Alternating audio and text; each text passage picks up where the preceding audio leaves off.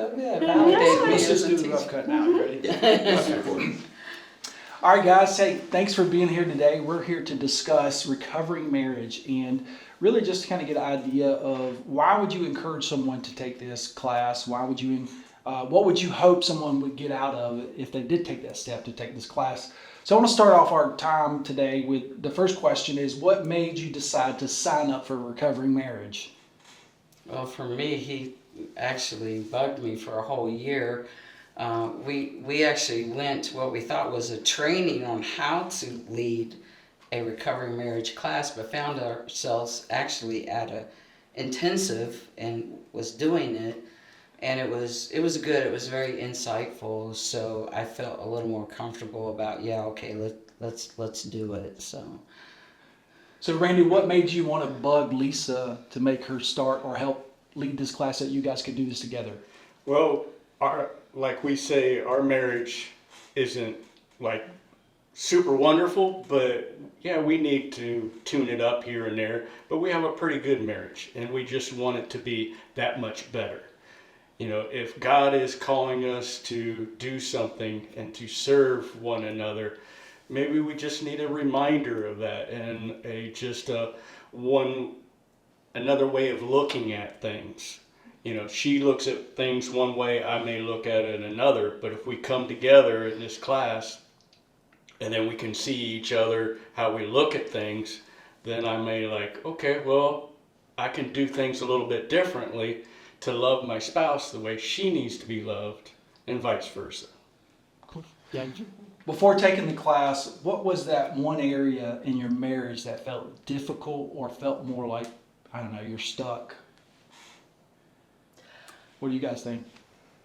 Mostly in communication. I mean, we've been talking for a long time, but actually communicating and understanding and saying things and realizing that the communication did not take place. And some of the suggestions in the program, if you will, they help you to really listen well and to maybe speak a little more clearly. And the gears don't grind anymore. They start meshing together, and that resolved a whole lot of potential conflicts. So Lana, how do you think Steve has improved his communication in your marriage? Oh my goodness. Well, one of the tools I learned was repeating.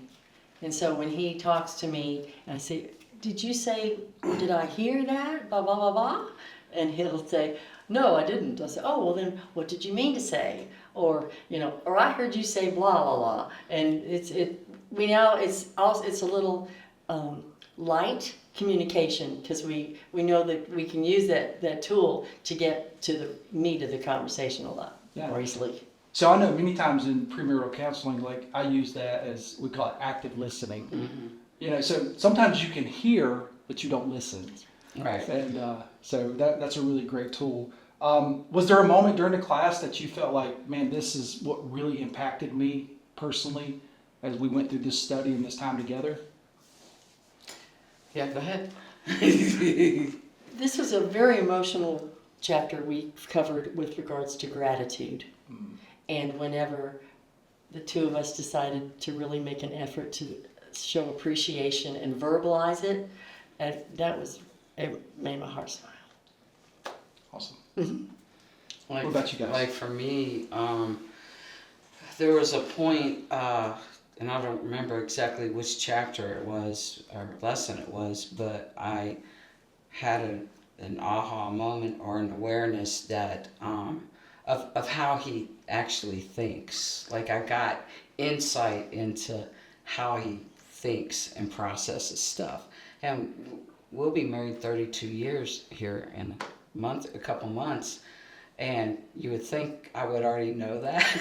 But I think it was impactful as we talked about certain events and things that happened, to actually see how he was thinking and how he experienced that and how kind of different we are. But it gave me insight into his world and his mind. So Randy, what is, like, if you had to put one thing, you said, man, this is what's definitely different in my marriage because of what we learned, what would that be? I think that would be serving my wife. Okay. As the class towards the end, it talks about serving as Jesus did. And with his disciples, he got the towel out and he washed their feet. So he got down at the lowest level and served. And we as spouses, we need to serve our spouse in ways that maybe we don't think of. But what we need to think is, how can I serve and how can I bless my spouse the way they want, not like the way I want to, because I would want to be blessed and loved a different way than what my spouse does. So I need to look on their level and their way of thinking than mine. And I learned what was getting in the way of that, Yeah. of me doing that as well. Like, I didn't realize there were some obstacles that I needed to work through, like unforgiveness or bitterness about something. Yeah. You know, I didn't want to serve. Steve, this one's for you. What would you say to someone who thinks their marriage is fine and doesn't need something like this? Surprisingly enough, I invited other couples to join us, and the usual, the men anyway, the main response was, well, it's just not manly. But I've discovered in going through the steps here, you spend as much time looking inward as looking out. So manly men are probably the ones most needed to attend this class, and with their wives to explore themselves in the relationship and cause it to grow or find out why it's not growing and improve it dramatically. So, come. So between you two guys, like you have a lot of years of marriage under your belt, and a lot of people think like recovering marriage is for somebody who's like on the brink of divorce or someone who doesn't know anything about marriage. But I would say you guys are pretty seasoned in marriage, and with that in mind, like what's one practical thing that you learned that you still use even today as you've completed this class? Thank you. To say Saying thank you. thank you. Yeah. Saying, or trying, as you mentioned before, serving. Say, is there something I can do for you? Or if you know the routines of the household or the farm or whatever the case may be, it's like, I know this needs to be done. Let me just go ahead and do it. And then you get a thank you from it. It's like, wow. Does anybody have love language of acts of service? No, that's my love language. So when somebody does something Yeah. to take a burden off me, I feel so loved. Yes. Understood. Understood. You can tell me you love me all day. I don't need that. Well, words of gratitude is this one, and it's going well. Yeah, great. I think time also, how important it is to protect the time together, no matter how much you have or how little you have. Yeah, And for us, we don't have a whole lot of time together. We're both busy, both work 2 jobs. And so figuring out how to prioritize us in the midst of things that we obviously have to do. So what you're saying is like recovering marriage is really helping you think through that, like how to put your spouse first and prioritize your relationship. Yeah, and I learned from every couple that was in it. I've learned things from everybody. I'd suggest it's more like taking the marriage from the background activity to the foreground activity. That's the first thing you see. That's the first filter you go through in your daily life. And then everything else happens behind it instead of being in reverse. Yeah. So it's obvious that class has made an impact on you in your relationship when it comes to your marriage. But how did it impact your relationship with God? I have to rely on him. Because that also something was revealed going through the class, that I can be selfish. I can be selfish with my time, with my resources, with serving my spouse, loving my spouse. If I look inward and I don't feel like I'm getting what I need, then I can turn and not want to then serve my wife. But by going through that, then I need to rely on Christ to help me every day to serve him and serve my wife as I'm serving him. For me, it was accountability, I guess. Like, I realized that I wasn't being as scriptural as I thought I was in doing marriage. And so it's all based on scripture and biblical principles. So it challenged me to hold myself more accountable, to be like closer to God, and I need his help to be able to do some of those things. Like the very first commitment is, I will not control my spouse. Yeah. And I'm like, I didn't think about how times that I actually try to control him. Yeah.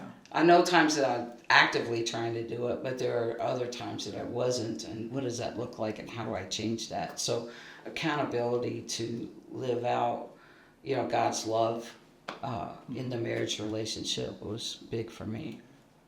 What about you guys? How do you Thanks for think? sharing. Yeah. How do you think this class helped you in your walk with the Lord? Help me depend on him a lot more.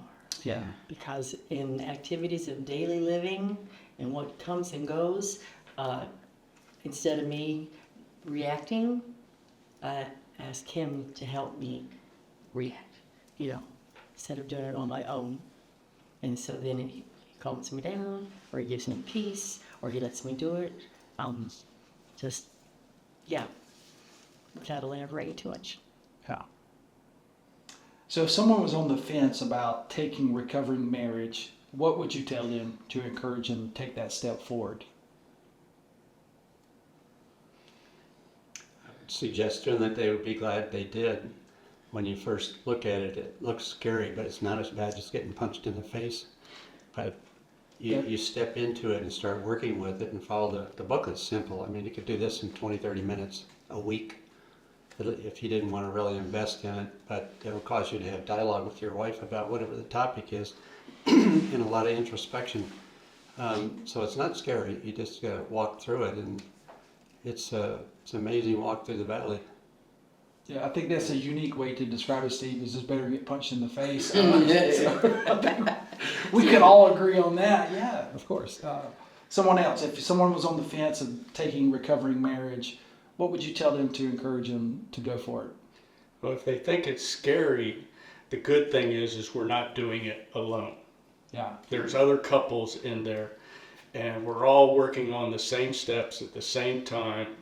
There's open communication within the group, so if I was struggling with a topic or a question, I could call Steve and we could talk things out of like, okay, well, how are you seeing this, and how can I see it? And we're all in this together, so we're going in the same direction, and we're trying to get a better result than when we first walked in. Yeah. Good. It's a safe environment where you can share your answers without confrontation, because maybe some people are coming in bitter at each other, I don't know, and different couples, but it's it's a nice, safe environment to get your concerns out. And you will find out things that you never realized. Really. Yeah. And for years, maybe your spouse has been holding and not wanting to talk to you about. And it's like, wow, what an eye opener. And it's good. Yeah, it's good.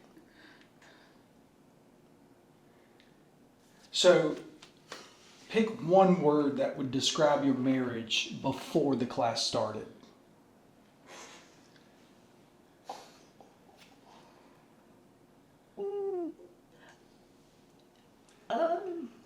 Nice.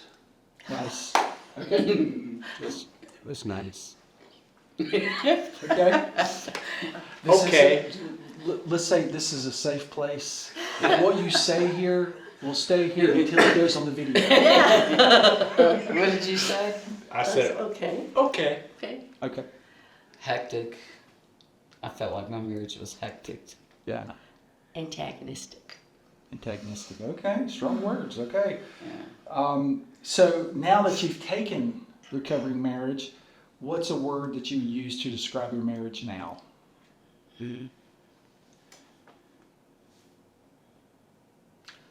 Calmer. Calmer. Okay. I want to say smoother, but that's not really, doesn't really grab it quite. Nicer. It's just much richer. Richard. We love it, honey. Yeah. I think deeper. Deeper. connected, more connected, deeper connection. Okay. More intentional. Intentional. Yeah, those are great words. Man, I could use some of those in my life. In that Take the way. class in the fall. Yeah. Pastors are welcome too. Just safe place. And what's in there stays there. That's right.